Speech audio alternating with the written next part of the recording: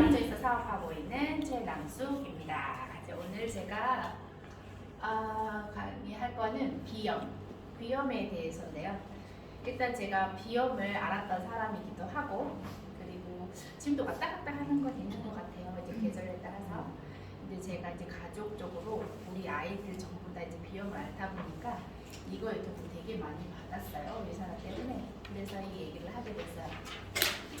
자, 비염 이렇게 코를 풀고, 그리고 제 책이 장난 아니죠. 저는 엄청 커서 사람들이 놀래요.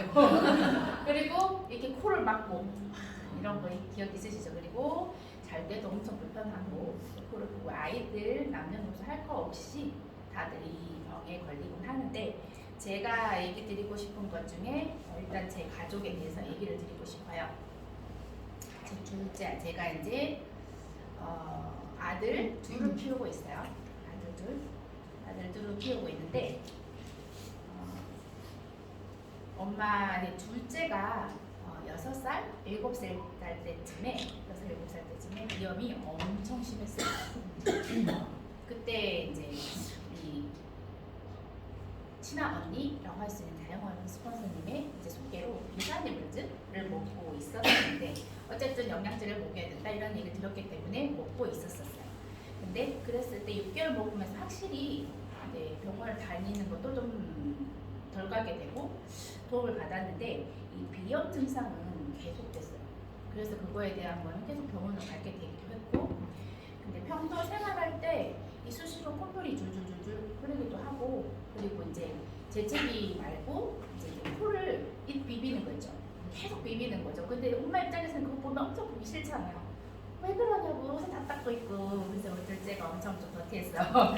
그랬는데 그 제일 심했던 게 뭐냐면, 밤에 잠을 자는데 보통 그냥 자야 되잖아요. 근데 코가 막혀가지고 잠을 못 자는, 정말 이렇게 하면서 너무 가는 거예요.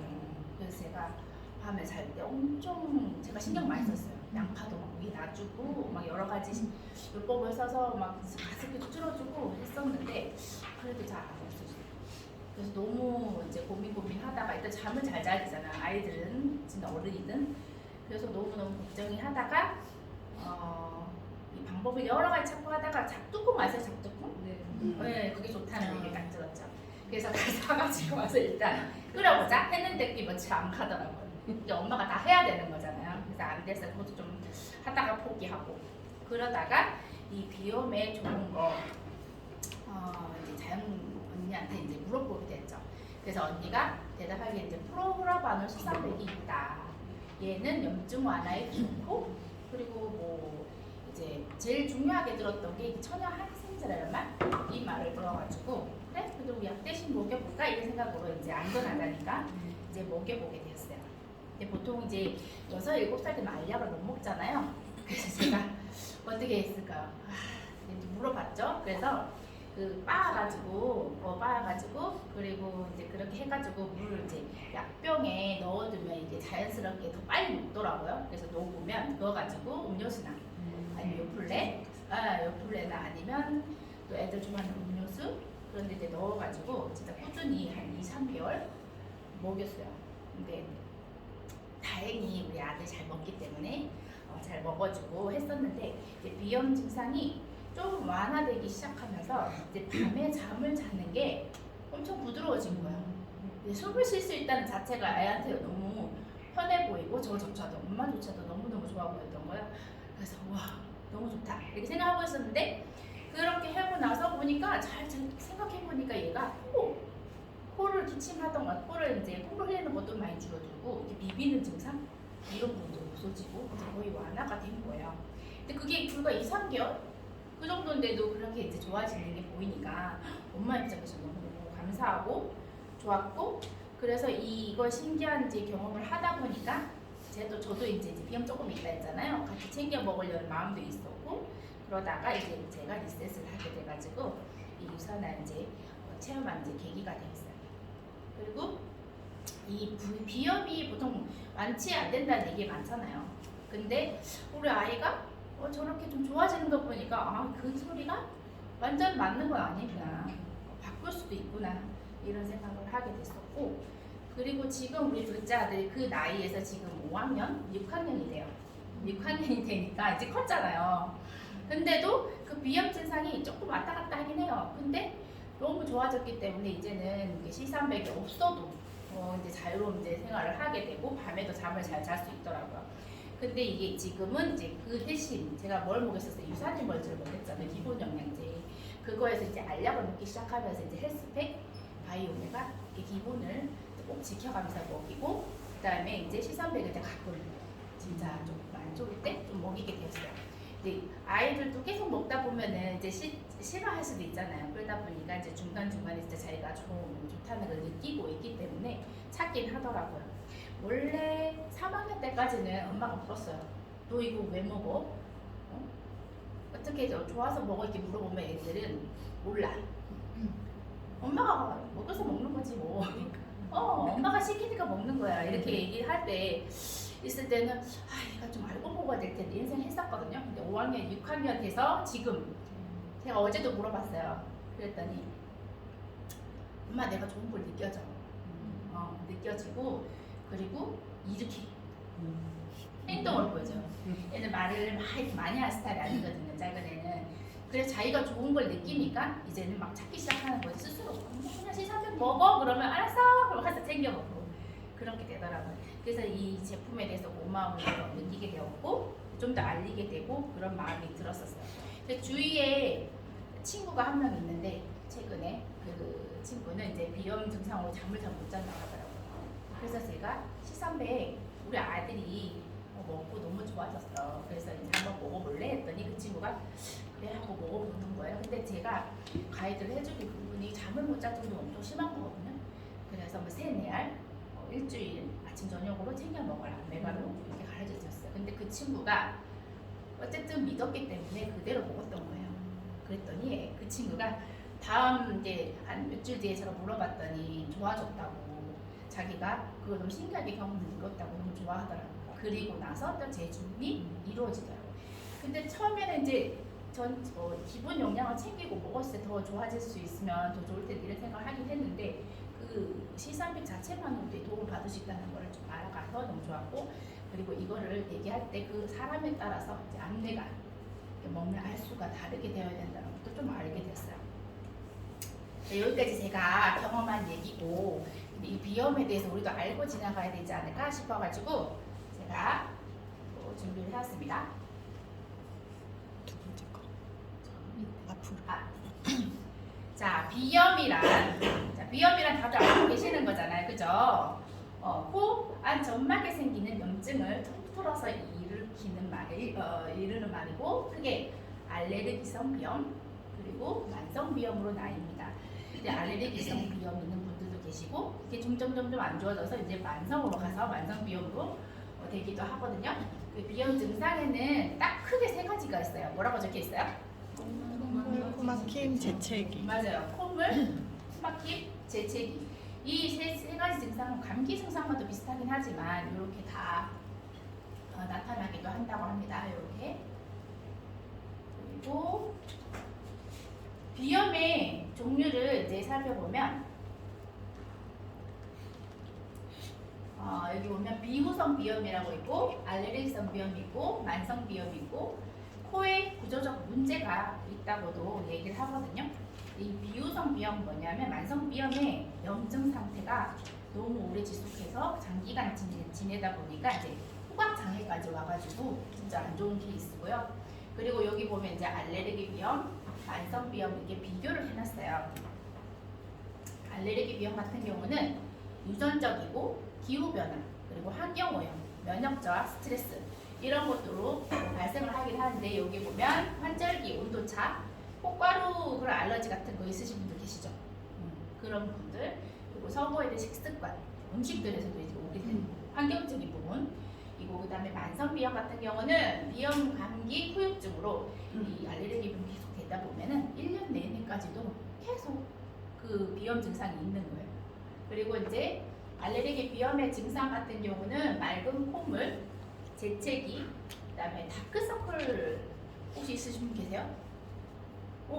이 다크서클도 이 비염의 일종이라고 해요. 그 왜냐면 이제 부비동 이쪽이 이제 다크서클 쪽으로 나가다 오쪽 부분이 그래서 다크서클 생기는 것도 비염을 이제 의심해야 되는 부분이고 그다음에 코 가려움 노리고 있고 그다음에 만성 비염에는 이 그냥 맑은 콧물이 아니라 노란 콧물이고 그다음에 코 막힘 비치는 이제 계란 노른자 비린내 같은 그런 비린내 같은 나는 걸 얘기하고 두통도 온다고 해요. 이 서구 사람들은 코가 엄청 크잖아요. 그래서 두통이 별로 없대요. 왜냐면 이렇게 공기가 산소 호흡이 잘 되는 거예요. 근데 우리나라나 이제 동양인들은 코 안에 이게 안에가 이제 좁대요. 그래서 감기가 걸리거나 이렇게 하면 이제 더 이제 산소가 이제 머리까지 못 가는 거죠. 그러니까 이제 두통이 오는 거예요. 두통이 와가지고 두통 증상도 있다고 하고 그 다음에 알레르기 비염의 합병증 이제 좀 다들 아실 거예요. 이제 결막염 눈으로 많이 오죠, 그죠? 그 다음에 피부염 또 이제 가려움 이런 것도 올 수 있고 만성 비염 같은 경우는 제 아이도 경험했던 거예요. 중염까지 왔었고 그 다음에 인후두염, 그다음에 만성 피로, 그 다음에 이제 소화 장애가 와서 변비나 이런 것도 올 수 있는 부분이라는 거죠. 네, 그리고 이 코감기 오잖아요, 그죠? 근데 이게 알레르기 비염이랑 차이가 있어요. 코감기는 1, 2주 이내에 완치가 가능해요. 근데 이제 알레르기 비염은 이런 원인들 때문에 100% 완치가 어렵다고 해요.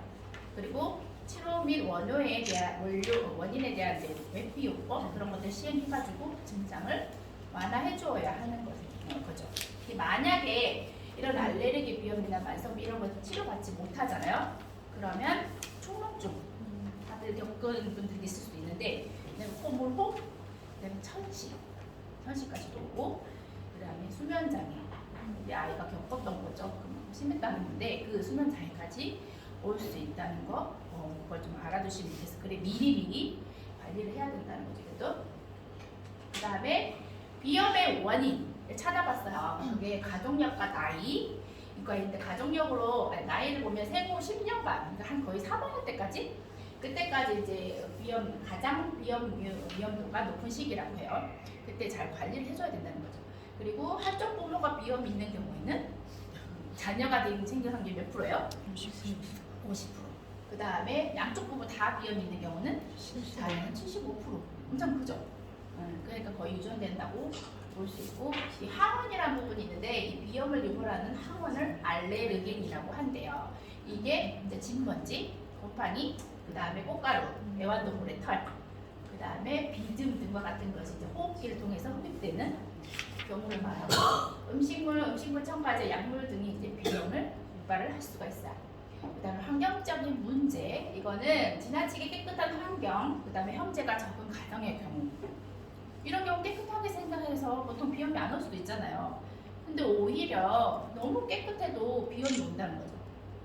왜냐하면 그게 노출이 되는 거예요. 아이들은 좀 어린 시절에 여러 종류의 미생물의 노출? 우리 밖에 나가서 막 놀고 오고 막 손도 흙도 만지고 하잖아요. 옛날에는 그랬었죠. 요즘 그렇게 해요? 안 해요? 안 하죠.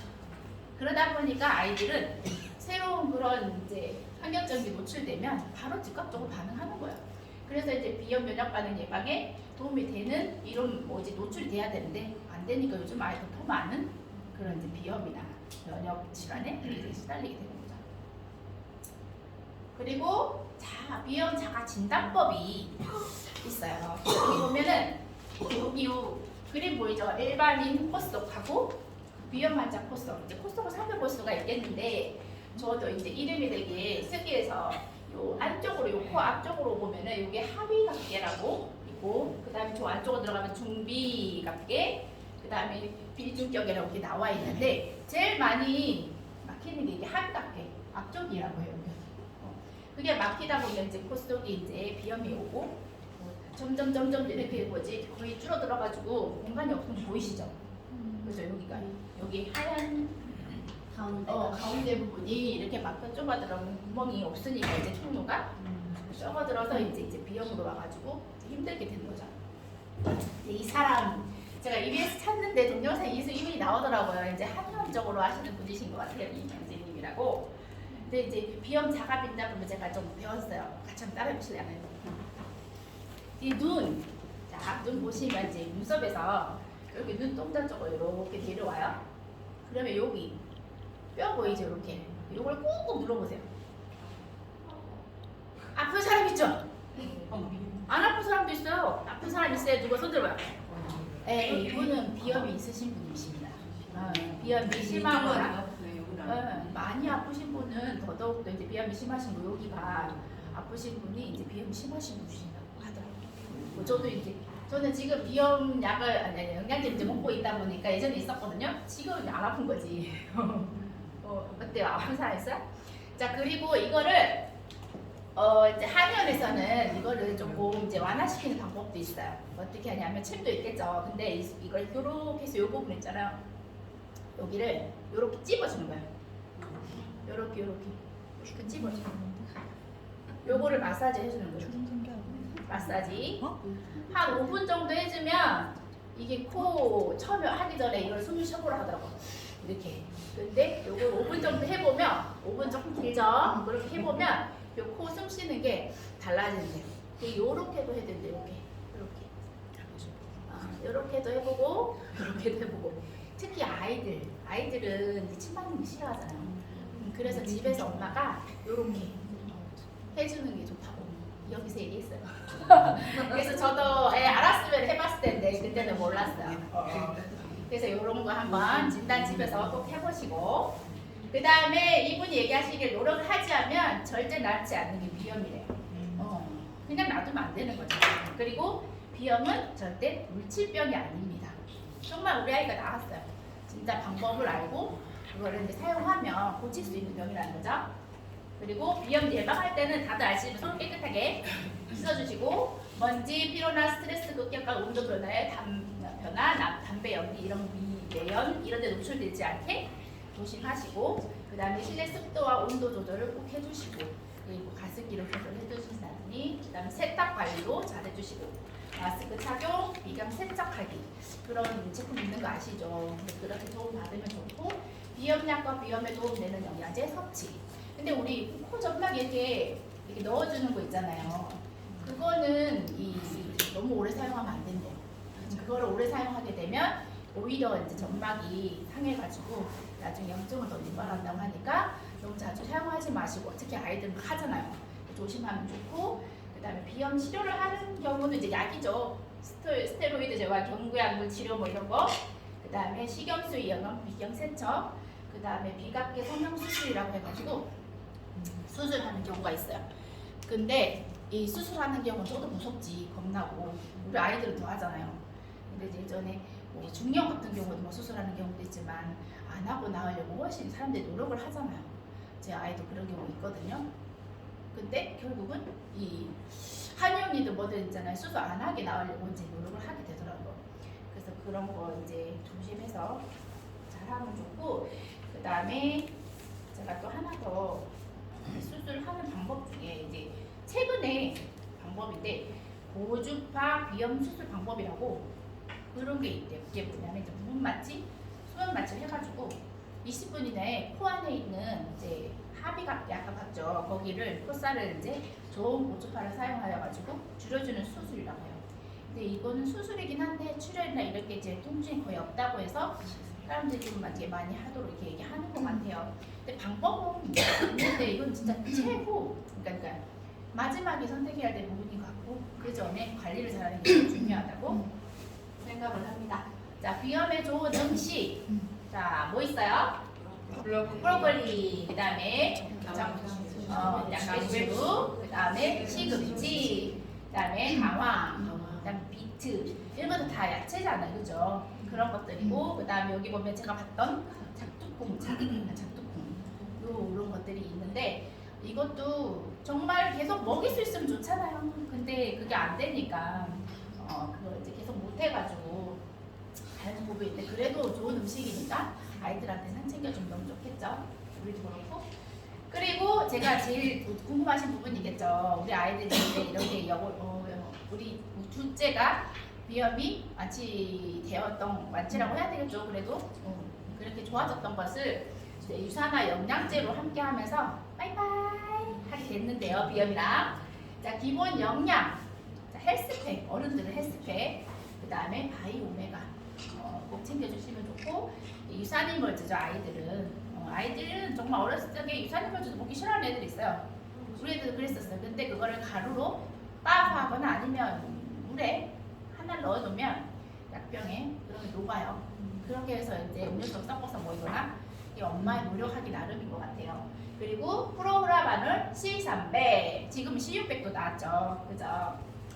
이게 엄청 중요한 거는 이 두 가지로 포도씨 추출물과 항산화 작용을 하는 그 다음에 비타민 C, 면역력을 도와주는 부분들 다 챙길 수 있기 때문에 아이들 염증에 도움을 주고 그 다음에 항염, 그 다음에 천연 항산제라고 그렇게 불리기까지 진짜 너무 안전한 제품이라는 거 얘기해주고 있고 여기 헬스팩, 유산인물질, 바이오메가 그리고 이제 장 쪽을 챙겨줘야지 면역 쪽을 챙길 수 있잖아요. 그래서 아이들한테도 그렇고 어른들한테 프로바이오틱, 파이버지 플러스 여기까지 이 제품들을 꼭 챙겨준다면 정말 비염에 낫는 데 큰 도움을 받을 수 있을 겁니다. 저는 이제 프로후라반 C300 도움 많이 받아가지고 정말 제가 꼭 드시라고 얘기 드리고 싶어요.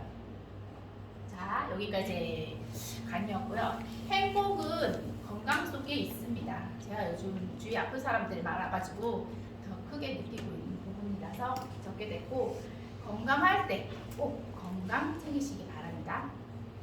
토끼의 해 2023년 건강하게 파이팅 하시고 새해 복 많이